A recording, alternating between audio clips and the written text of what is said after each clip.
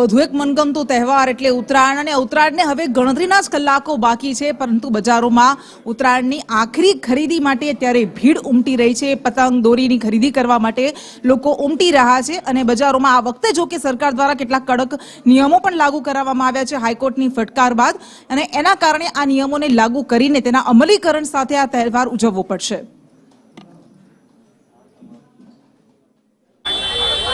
चौदह जान्युआरी एटले के 2 दिवस बाद उत्तरायण है। उत्तरायण ने लईने अमदावाद में अत्यारे पतंग अने दोरी खरीदवा माटेनो माहौल जाम्यो छे, कारण के आज रविवारनी रजा है, जेने लईने लोको मोटी संख्या में पतंग खरीदवा माटे उमट्या छे। अमदावादनी अंदर ज्यां पण पतंग मळे छे त्यां मोटी संख्यानी अंदर लोको पतंग खरीदी रह्या छे।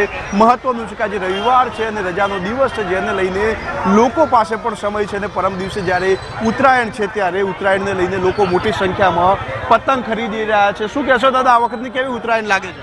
आ वखतनी उत्तरायण बहुत सरस लागे छे अने माहौल तो तमे जोई ज रह्या छो, एकदम बधा पतंग माटे आवी ज गया छे। बस हवे वेट करी रह्या छे अमे लोको 14મી તારીખ 15મી તારીખની। माहौल सरस होय, हवा सरस होय અને ફૂલ મજા લઈએ। અમદાવાદીઓ મજા લેવામાં, પતંગની મજા લેવામાં ક્યારેય કચાશ રાખતા નથી। આ વખતે પણ નહીં રાખીએ એની અમે ગેરંટી આપીએ છીએ। ચોક્કસથી આ વખતે ઉત્તરાયણ છે તેને લઈને મજા લેવાની છે। શું કહેશો, કેટલા પતંગ ખરીદવાના છે? 15 થી 20 કોડી ખરીદવાના છે આપણે પતંગ, બરાબર છે, અને ફૂલ ઉત્તરાયણની મોજ કરવાની છે આપણે। હવે કંઈ બાકી મૂકવાનું નથી, આ ગુજરાતી છીએ આપણે, કંઈ બાકી મૂકવાનું થતું નથી।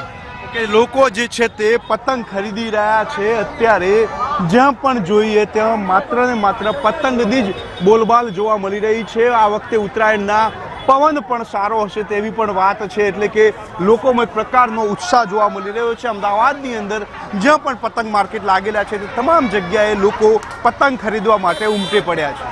કેમેરામેન મુકેશ પરીખ સાથે જયંતિ ચૌધરી, સંદેશ ન્યૂઝ।